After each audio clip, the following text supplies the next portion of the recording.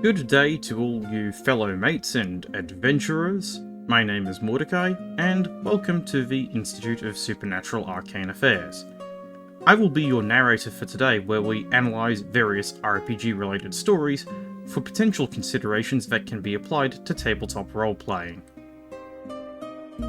An alternative to tabletop role-playing that has gained a lot of traction in recent times is the live-action role-playing scene, commonly abbreviated to LARP.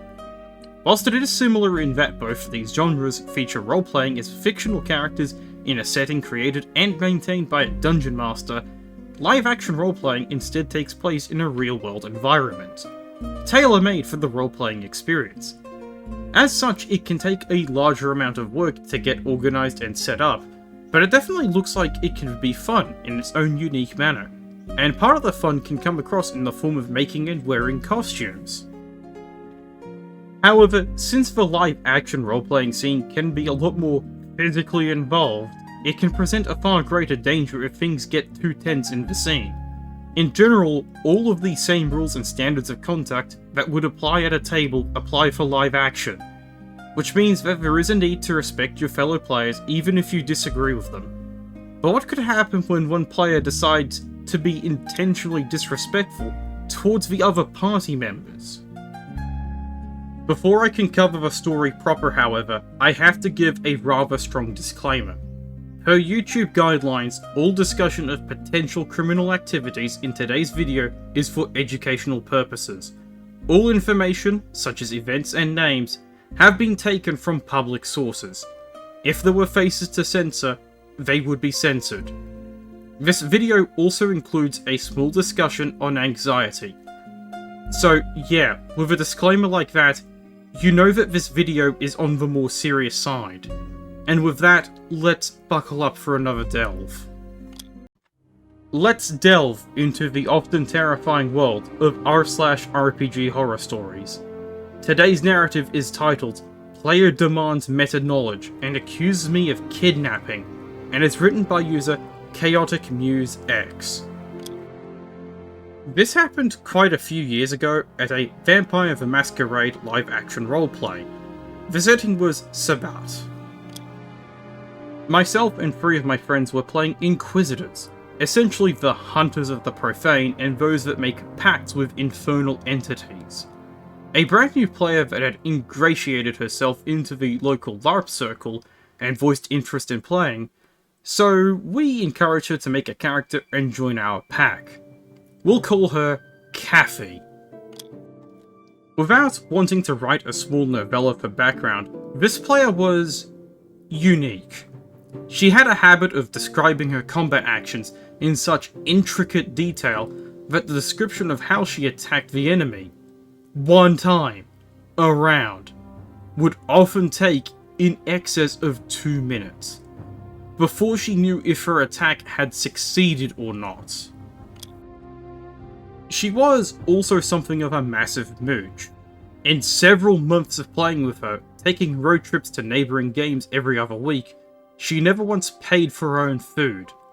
Her funds were wrapped up in her bank overseas, you see. She had just returned from teaching abroad for a semester, and had neglected to renew her work visa whilst there, and so had returned to the United States after less than a year.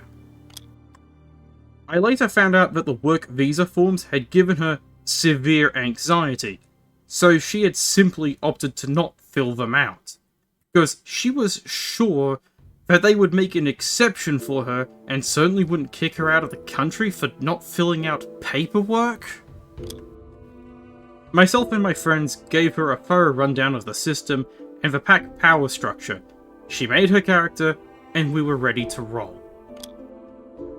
Prior to leaving on this trip, she had asked that she be allowed to drive.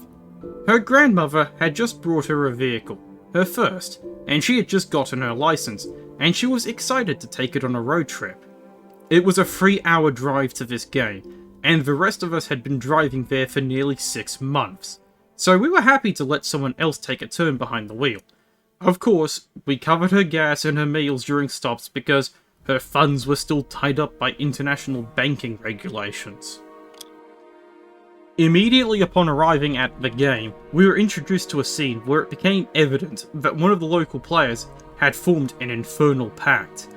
Directly into the deep end, our newest player and pack member went. We investigated, confirmed the information, and confronted the infernalist character. Immediately, Kathy took charge, and by take charge, I mean she halted the dialogue taking place, turned to me, the pack priest, and informed me that I was no longer needed, and that she would be handling this moving forward. While I was thrilled to see her taking a more active approach in her roleplay, we had previously informed her of the pack power structure. As a newly embraced vampire, she had very little authority in the Sabbath society. As the pack priest and a fully fledged inquisitor, my character undeniably had more. I politely informed her that I would not be leaving, that this interrogation was my purview, and that she could stand silently for the remainder of the interrogation or leave. A bit harsh, I admit, but definitely in character for an elder vampire that had just been insulted and had their authority damaged and questioned by a comparative child. In a huff, Kathy left the room. Combat ensued, we eventually won the combat. At that point, we exited into the hallway, where Kathy was in hysterical tears, being comforted by several players and members of the ST staff. We arrived in time to hear her say that I had basically kidnapped her and forced her to drive us over 3 hours against her will just to remove her from the scene and place her in timeout in the hallway like a child. She saw me, and immediately informed me that moving forward, I would be required to tell her what my character is thinking, his motivations, and all information pertaining to his actions at all times, so, and I quote, "I'll know you don't hate me, so I don't have an anxiety attack." She stated that this was only fair.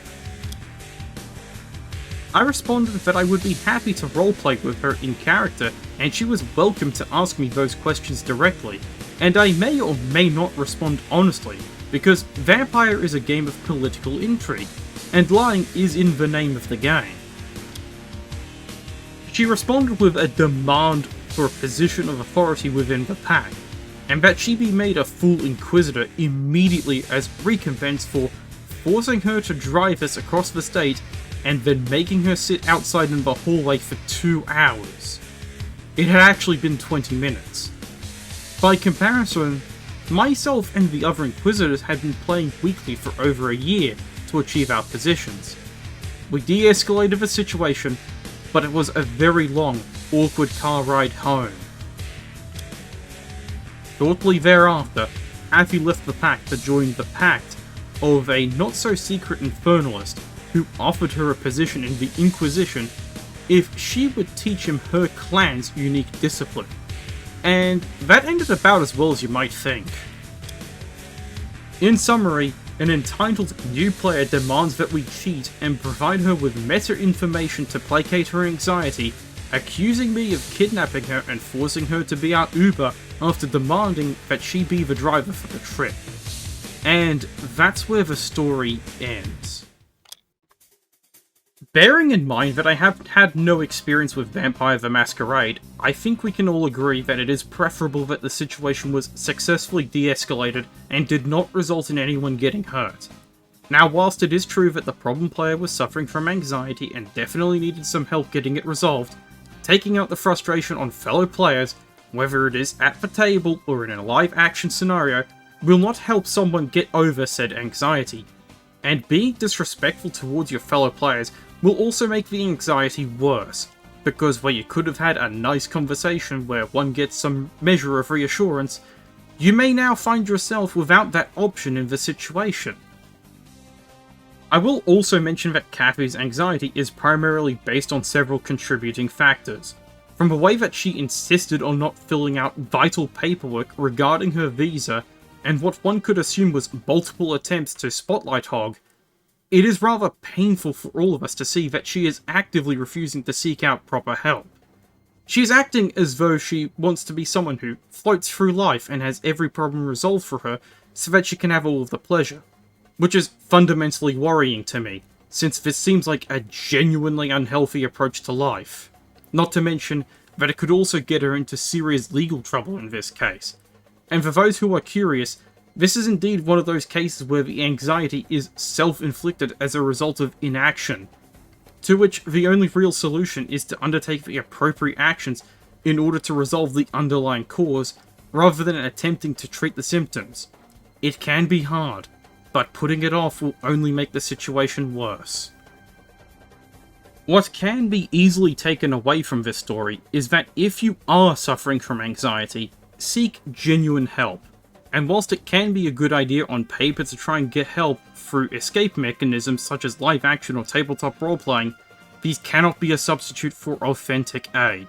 I sincerely hope that, despite her terrible behaviour towards the other players in the story, that players like Kathy can get the help they need, preferably before they completely ruin their own lives or the lives of others. Additionally, remember to act with respect towards your fellow players and party members. We're all here to have fun, and preferably without any out-of-game drama leaching negative effects into the game itself, and thus ruining the experience for everyone involved. Thank you for watching the video.